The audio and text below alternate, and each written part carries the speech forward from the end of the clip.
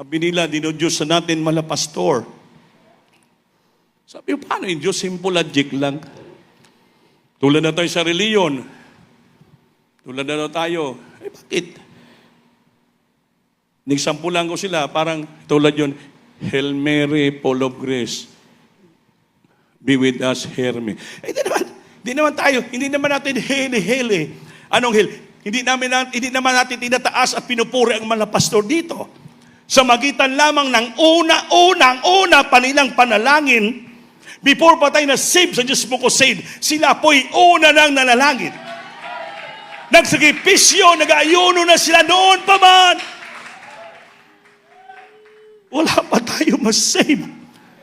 Nag-ayuno na sila, nagpapasting na sila, nanalangin na sila, huwag magdamag, walang tulog-tulog. Yang prayer ng ating malapaso, Lord, magligtas ka ng maraming kaluluwa. Pagpalain mong iglesia, maghimala ka sa mga tao to save the people. Noon pa yan nga sakripisyo nila. Hanggang pinagpala ang Jesus, Miracle Crusade. Nakasama tayo sa pagpapala for their sacrifices, their prayer and agony, their fasting. Tapos, gawin na lang natin yan. Wala na sila eh. Wala na sila dito sa lupa, sa langit na, kaya hindi natin dalhin. Mga minamahal, hindi sila nakaunawa. Wala mga utang nga loob. Kung ang nanay mo pala, kinuha na ng Diyos, papa mo, sabihin mo lang, wala naman sila, bakit ako, intindihan ko pala sila, bakit pupunta pa ako sa nitso nila? Wala na yan. Boto na yan. Anong tawag sa iyo? Ungrateful. Wala kang utang na loob, hindi ka man pasalamat sa mga taong ginamit sa iyo. Laban pa sa spiritual, nga sila nagsakripisyo. Yung parents natin, pinapaliguan lang tayo, pinakain tayo, nilutuan tayo pinadala sa school. Sa spiritual, di basta-basta. Pinag-ayunuhan tayo. Pinagsakripisyoan tayo. Grabe pag-asikaso sa more than our parents. Sobra, spiritual parents, hindi basta-basta. Nakita natin. Pagkatapos yan natin, hindi na daw pwede. Wala na. Kaya, kawawa. Kaya tayong mga nakaunawa, tayo nakaroon ng tamang pag-iisip. Marunong tayo magkaroon ng tamang pag-iisip. We know how to cultivate and discipline our heart to become thankful and grateful to our loving God. Pinagpala tayo ng ating Panginoon. Kaya ngayon, dubli-dubling ating mga tahanan, dubli-dubling ating mga sasakyan, dubli-dubling atong mga biyaya, grasya at biyaya. Dahil bakit? Marunong tayo tumingin ng utang loob sa Diyos una. At sa mga tao, ginagamit ang Diyos sa atin.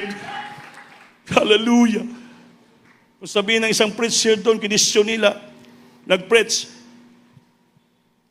Niya sabi, pang hindi mo gamitin, sa unang talangin lapas, walang gagaling ng karamdaman. Wala naman dapat kay question dyan. Natural man na, that is their experience. Yan ang sa buhay nila, nakita nila sa ilang buhay, pag-pray nila, na hindi lang ginamit sa unang dalangin, hindi ko balik.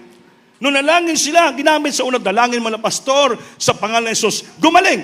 That's why itatotoo nila, kaya totoo talaga ng ating malapas, propeta ng Diyos. Bakit questionin mo yun? Nasabihin mo, parang ang Panginoon, ang malapaso na ating Diyos kasi nagpapagaling. Pakinggan mo ngayong istorya. Ang Panginoon, sa unat dalangin, ang aming sakripisyo, pag-ayun, ang beloved, parents in the Lord, pagalingin mo siya sa pangalan ni Jesus. Sino nagpagaling? Ang malapastor o ang Panginoon Jesus? Hindi, sa pangalan ni Jesus eh. Maliban ang sabihin mo, gagaling ka sa ngalan ng malapastor, yun delikado. Dapat question ka. Ito mga tinakpan ng demonyo ng mga isipan, hindi ginatwist nilang isipan. Ating malapastor nagpagaling. Layo naman, napakaisip. Simple. Murag tayo grade 2, mabuti, marunong pang grade 1 sa atin. Amen? 1 plus 1 is equals 11. Palakpakan natin ang Diyos, maminamahal. Nagpala tayo. Yan ang problema. The problem is we forgetting God's benefits. Huwag nating kalimutan ang grasya biyaya na tanggap natin sa Diyos. First of all, our salvation. Our salvation from the bondage of sin, pinatawad ng Diyos. From darkness, and the Lord will bring us into His marvelous light. To the prayer, sacrifices of beloved parents in the Lord. Naligtas po tayo. Na nagpatuloy na tayo, yung karamdaman natin, mga illness pronounced incurable, wala ng pag-asa, pinagaling ng ating Panginoon. Buhay natin, grabe natin ang bisyoso, binago ng Diyos ang buhay natin. Hindi ba pagpapala yun? Gusot nga tahanan, gulong at naging payapa, naging maligaya tayo. Ang ating tahanan, mga butas-butas ngayon, nakamansyon na tayo. Siminto ng bahay natin. Dati, lakad ka lang ang lakad, wala kang masakyan. Ngayon, binigpala ka, naging bisiklita. Ngayon, naging tricycle, naging motor. Ngayon, naging four wheels na. Saan galing yun? Yan, sino nanalangin nun? Kaya ang atong panalangin hanggang atip lang. O yung mga manggagawa sa pangunan mga pastor, 10 hours a day ang pagpupuri at prayer sa Pastoral House. After 10 hours a day, morning session, 7 hours, sa gabi 3 hours, total of 10 hours a day ang prayer. Plus, si malapastor, bago tapos ng prayer, hindi sa matutulog, doon sa sala lang, galaw po sa rocking chair. Ganoon pa rin, panay puri nga puri, hanggang magdamag na pupupuri. Hindi mo ba na-recognize, nakita yan ang sakripisyo ng ating beloved honorable pastor? Sakripisyo? Sa bagay, itong mga nagreklamo, nagpo-post kung may question, mga baguhan pa yan sila. Mga early 2000 siguro na save lang. Pero kami, ng mga manggagawa sa habag at awa ng Diyos. Nakapiling namin, beloved parents of the Lord, sa Pastoral House, 1984, 1988, ako naging manggagawa, mga minamahal, nakita ko ang sakripisyo.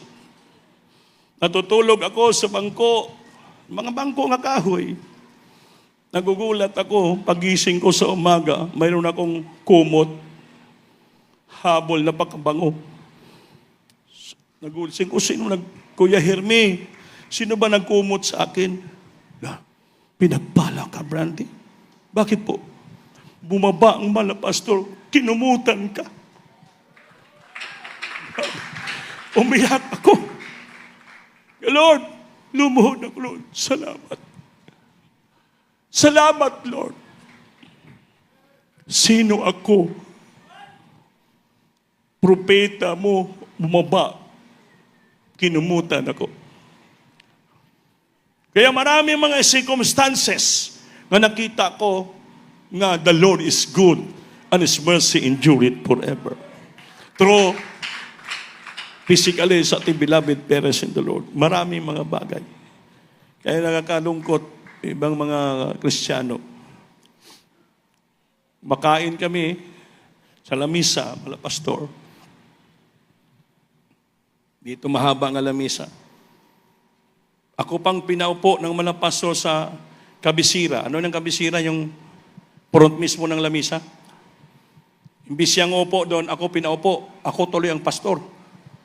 Malapastor sa kilid ang diyan ka Brian. Malapastora, siya pang kumuha ng plato ko, linagay sa lamisa ko. Tinidor ko at Sarah. Inutusan yung worker. Bigyan mo siya, kuya, hindi mo ng sausawan. Lagyan ako ng tinulang manok. Grabe, halos. Sa lamisa pa lang, babalos patunaw ako. Sabi ko, Panginoon, napakabait mo. Kain kami, pintuhan. Pastor, Brian, kain ka. Huwag ka maya, kain ka. Pintuhan ko. Yun po ang mga special moment na nakita ko sa ating beloved parents, di ko makalimutan. Yun lang yan. Marami pa. Kaya nakakalungkot sa ibang mga Kristiyano na hindi sila nakaunawa, hindi marunong magpasalamat. Pag marunong kang pasalamat sa maliit na bagay, lalo sa malaki, marunong kang magpasalamat. At kung marunong ka magpasalamat sa maliit na bagay, sa malaki, pagkatiwalaan ka ng ating mahal na Panginoon. So hindi man kami karapat, dapat pinagkatiwalaan kami. Dahil nakita ng Diyos sa maliit na bagay, marunong kami magpasalamat sa ating pinakamahal na Panginoon. Sa sakripisyo at unat dalangin ng ating beloved parents in the Lord. Huwag nating kalimutan, don't forget the benefits of the Lord in our life. Don't forget. The promise, pag ginawa mo yan, gratitude lifts our spirit and fills us with strength even in pain. Pag ginawa marunong kang pasalamat, hindi mo kalimutan ang mga kabutihan ng Diyos sa ating buhay, may pangako ang Diyos. Ang pagpapasalamat, nag-lift up ng ating espiritu. Down na down ka, i-lift up ka ng Diyos, na marunong ka magpasalamat. And fill us with strength. Nahina ka, bigyan ka, punuan ka ng Diyos ng kalakasan. Kahit sa sakit na naramdam mo, even in pain. Dahil marunong ka magpasalamat, at sa karamdaman ka, mahinang katawan mo. Marunong kang pasalamat, down na down ka, i-lift up ng Diyos Espiritu mo. I-revive ka ng Panginoon. Bigyan ka ng kalakasan. Kaya sa oras, naramdam mo ang paghihina. Yun ang pangako ng Diyos. Everybody say, praise the Lord. Pangalawa, una introduction pa lang yun. More than a feeling. Number 2 is reasons to be thankful. Anong rason kung bakit tayo magpasalamat? Tingnan niyo po ang sa TV. Reasons to be thankful. Psalms 100, pakibasa. Praise the Lord. Sa aklat ng mga awit, Kabanata 100. Magkaingay kayo na may kagalakan sa Panginoon. Sige. Kayong lahat na lupain. 2, mga lingkod kayo na may kasayahan sa Panginoon. Magsilapit kayo sa kanyang harapan na may awitan. Palakpakan natin ang Diyos. Serve the Lord with gladness and come before His presence with singing. Amen? Amen? Munang rason kung bakit tayo nagpasalamat sa Diyos. Paglingkuran natin ang Panginoon na may kagalakan at lumapit tayo sa kanyang presensya na may pag-aawitan. Kaya dito tayo umaawit tayo sa Diyos. Dahil bakit? For who God is. Sino ba? Ano ba ang ating mahal na Panginoon? For His goodness and mercy and faithfulness. Na dapat natin purihin, awitan Diyos. Kaya naman, sino ang Diyos? Napakabait ng Panginoon. Napakabuti ng Diyos. Puno siya ng habag at awa at puno siya ng katapatan. For what God has done. Ano bang ginawa ng Diyos sa ating buhay? Una, forgiveness. Pinatawad yung ating kasalanan. Pangalawa, healing. Pinagaling ating karamdaman. Pangatlo, redemption. Linigtas tayo, tinubos ng Diyos sa kasalanan upang tayo magmana ng buhay na walang hanggan. Everybody say, praise the Lord. Pagibasa, Psalms 103, verse 1 up to 4. Praise the Lord. Sa aklat ng mga awit, Kabanata 103, ang talata ay 1 hanggang 4. Purihin mo ang Panginoon, o kaluluwa ko, at ang lahat ng nangasa loob ko ay magsisipuri sa kanyang banal na pangalan. 2, purihin mo ang Panginoon, o kaluluwa ko, at huwag mong kalimutan ang lahat niyang mabubuting gawa. 3, na siyang nagpapatawad ng inyong lahat ng mga kasamaan, na siyang nagpapagaling ng inyong lahat ng mga sakit. 4, na siyang tumutubos ng iyong buhay sa pagkapahamak, na siyang nagpuputong sa iyo ng kagandahang loob at malumanay na mga kaawaan. Palakpakan po natin ang Diyos. Diba? Bakit natin purihin, pasalamatan ang Diyos? Bakit maraming ginawa ang Diyos sa ating buhay? pinatawad ating kasalanan, pinagaling ating karamdaman, linigtas tayo ng ating mahal na Panginoon. Kaya dapat tayo magpasalamat sa Diyos for both good and bad times. Kahit pariyo masama at mabuti nga mga panahon. Always thanking God in all things, acknowledge His sovereignty. Kailangan kahit po sa mabuti at masama, sabi niya, no, thanking God in all things. Pasalamatan mo pa rin Diyos sa lahat ng bagay, mabuti at masama ng mga panahon. So acknowledges His sovereignty. Palagi natin i-acknowledge ang kanyang pagka-Diyos at ang kanyang pagkakapangyarihan. Amen ba? Di ba kayo maka-amen? 1 Thessalonians chapter 5 verse 18, palagi natin pasalamatan ng Diyos. Sa lahat ng mga bagay ay magpasalamat kayo sapagat ito ang kalooban ng Diyos kay Kristo tungkol sa inyo. Palakpakan po natin ang ating mahal na Panginoon. Everybody say, praise the Lord. Number 3, cultivating an attitude of gratitude. Cultivating an attitude of gratitude. I-cultivate natin ang ating ugali nga marunong tayo palagi magpasalamat. Ngayon, anong gagawin mo para palagi ka magpasalamat? So, mag-take inventory. Anong inventory? Kana bang alalahanin mo lahat? Actively count blessing instead of focusing on complaint. Amen ba? Cultivating an attitude of gratitude. I-cultivate natin ang ating ugali na mapasalamatin sa Diyos. Para hindi mo makalimutan ang Diyos sa kanyang kabutihan, take inventory in your life. Ano yon? Alalahanin mo isa-isa ang pagkapal ng Diyos since you meet Him. You actively count your blessing. Ibilangin mo isa-isa ang mga pagpapal at tanggap mo sa mga benepisyo instead of focusing on complaint. Amen?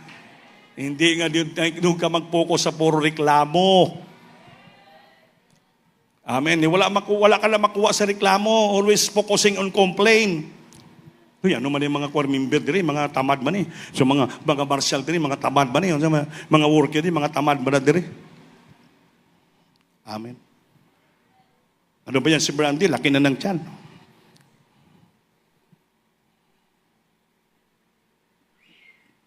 Ano sabi ng Biblia? Magkaroon ka ng inventory sa buhay mo. Actively, buhay. Bilangin mo ang pagpapala na natanggap mo sa Diyos. Instead of focusing on complaints. Ano bangyari ito sa mga instrumentalist dire? Sige lang panguyab. Amen. Amen. Mga bata din, mga pasaway man eh. Children's Square, mga pasaway. Wala man magpasaway. Nakaupo man. Saan yung mga brother? Bakit tatlo lang yung nakaupo? Pasaway yung iba, Bert. Sitain mo. Upuin mo dito kay Marcial Mangga. Kaya mo gani kanding alagaan, lalo pa yung mga bata. Palakpakan natin ang ating malapang, no? Everybody say, praise the Lord. Tama? Palagi isipin yan. Then, ano gawin mo? You have to take action. Gawa ka ng action ka agad. Express gratitude through praise and by sharing God's love with others.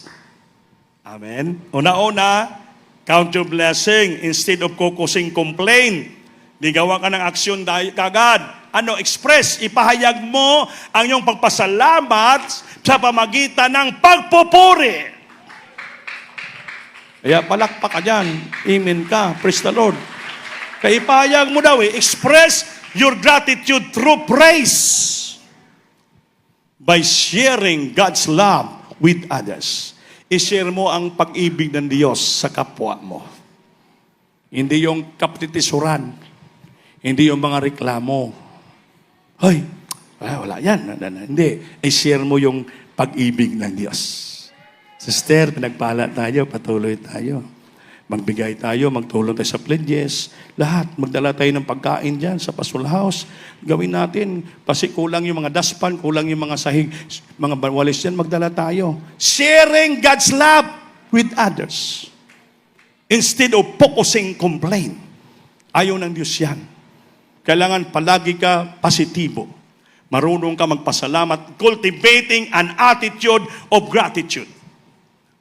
Pangatlo, remembering, alalahanin mo, actively, buhay, active ka. Recalling past miracles, keep faith strong. Alalahanin mo palagi. I-recall mo ang mga nauna pang panahon nga himala, nakita mo sa Diyos. Mga himala na noon pa, you recall the past miracles happen in your life until now upang maging malakas at matatag at lumakas ang iyong pananampalataya.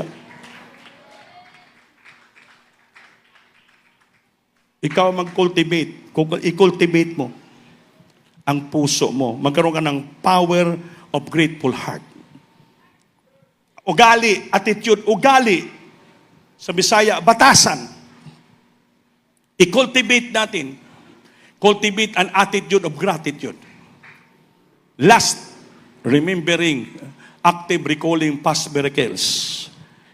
Keep faith strong upang lumagan ang malabakas ang iyong panampalataya. Palakpakan po natin ang ating Panginoon. Everybody say, praise the Lord. Praise the Lord. Number 4, the benefits of gratitude. Ano bang benepisyo ng pagpapasalamat? Una, it builds faith. Yan sabi ko na, recalling God's past faithfulness empower us to face present difficulties. Ang benepisyo sa pagpasalamat, mahilig ka magpasalamat, ay mag-build, magtatag ng iyong panampalataya.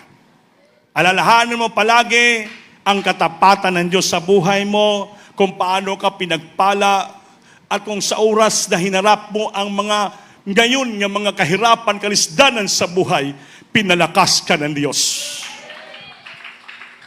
Recalling God's past faithfulness empowers us to face present difficulties. Yan palagi alalahanin mo. Nga in-empower ka, nga paano mo harapin ang ngayong nga mga difficulties sa buhay natin. It builds our faith. Bakit? Sa taliwala ng inyong kahirapan, sa gitna ng kahirapan mo ngayon, difficulties, hardship and trials. Hindi mo makalimutan ng Diyos tapat sa ating buhay. It builds faith. Sunod, it brings peace. Upang magkaroon ka ng kapayapaan. A thankful heart replaces anxiety with the peace of Christ. Magkaroon ka ng kapayapaan. Ang puso nga mapasalamatin sa Diyos. Palitan niya, replaces anxiety. Ano yung anxiety? Yung mga naguguluhan ng isipan mo. Nag-aala ka. Dami kang pag-iisipan na pinag-alahanan sa buhay. Anxiety ang tawag yan. Natatakot ka, naguguluhan ng isipan mo.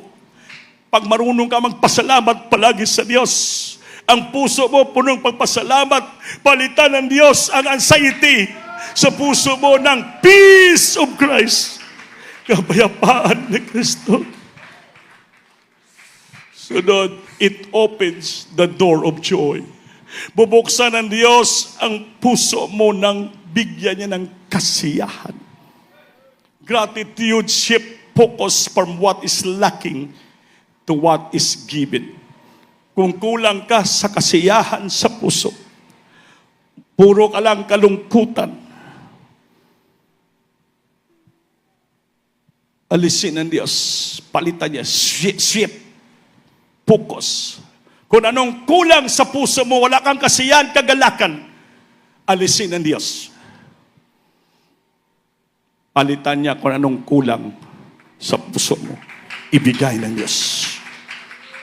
Ay kaya mga nalulungkot kayo ba? Nalulungkot kayo para bang wala kang joy, wala kang gladness, para bang balisa ka. Ang anxiety kasi balisa yan eh. Sabi ng Diyos, magpasalamat ka pa rin. Lord, salamat sa naramdaman ko. Mas lalo naramdaman mo ang naramdaman ko. You feel what I feel. Naramdaman mo ang aking naramdaman. Kaya pasalamatan pa rin ka, Lord. Because ikaw ang utor ng kasiyahan. Ikaw ang utor ng kapayapaan. Gratitude shifts focus from what is lacking to what is given.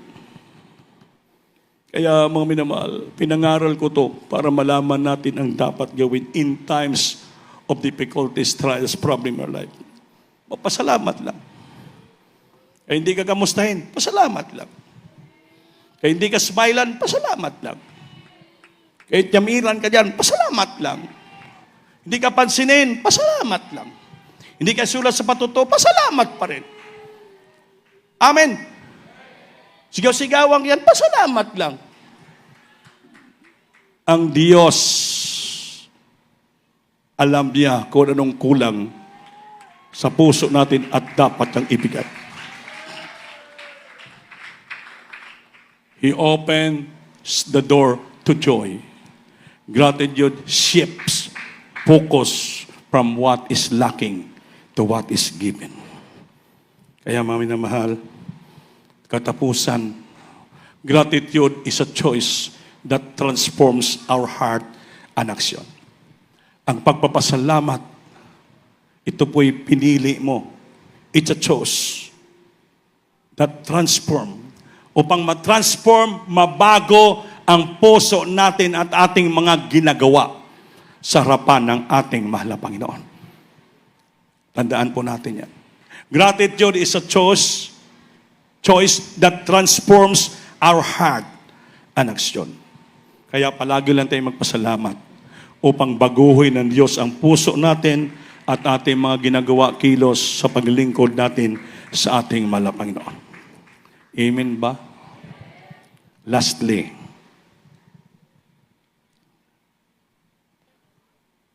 may nagkwento sa akin, isang kapatiran. Sabi, Beloved Ope, bakit ganito magsalita ito isang kapatiran? Talagang para bang sa isip niya, ginasingkahan siya. Kinabang yung boses siya magsalita, parang bigla-bigla ba?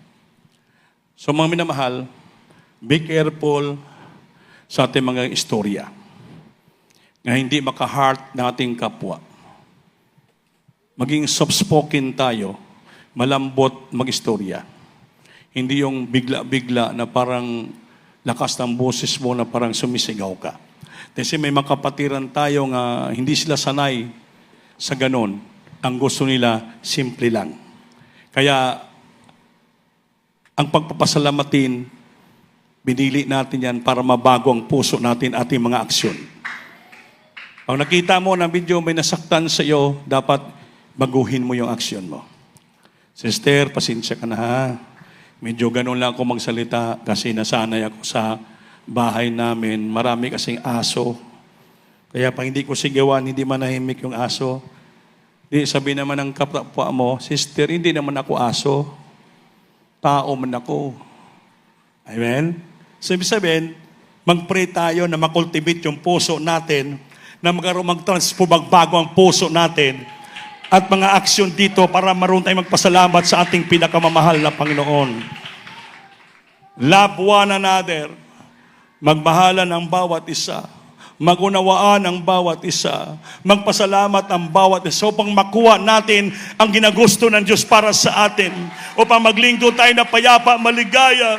Lahat ugali natin, marunong tayo magpasalamat sa lahat ng bagay. Marunong tayo mangingin ang pagpasensya sa ating kapwa at magpapatawad upang makumit natin ang tamang pagpasalamat, ang tamang ginagusto ng Diyos sa ating buhay. Maminamahal. The powerful gratitude. The power of grateful heart. Huwag nating kalimutan, is a problem sa bawat sa atin. Pag binagpala na ka, inaangat ka na ng Diyos, dapat lalo ka maging malumo, mapagmahal, matulungin, mapasalamatin sa iyong kapwa. Hindi o parang sabi mo na magalila, iba ka na sa iba. Hindi po. Walang iba dito, pari-parehas lang tayo. Pag pinagpala ka ng Diyos, lalo ka pa mamigay. Bigay ka sa mga wala. Hindi yung kumo pinagpala, ay, sagdi na. Di man nagbibigayan, kaya hindi pinagpapala. Huwag tayo mag-judge sa ating kapwa. Mamilan. Ikaw nga pinagpala ka, dapat share your God's love to others. Share God's love to others. I-share mo ang pag-ibig Diyos sa imong kapwa. Hindi ko nagmamalaki ka. Amen ba? Ayaw ng Diyos yan. Malapit na mamalik ang ating mahal na Panginoon. Kinamanatnan tayo ng siyam nga bunga ng Balang Espiritu na nanahan sa puso natin. Pag-ibig, kapayapaan, kagalakan, mapasalamatin, matiisin, mapasinsyahin, may panampalataya at mahabang pagpapasinsya. Kaya sa oras na to, the power of grateful heart. Ang kapangyarihan ng puso na puno sa pagpasalamat. Hallelujah! Habang umaawit tayo, buksan yung puso nyo. Banggitin mo, galing sa puso mo, ilabas sa bibig mo ang salitang pasalamat. Thank you, Lord! I'm so grateful to you, loving God.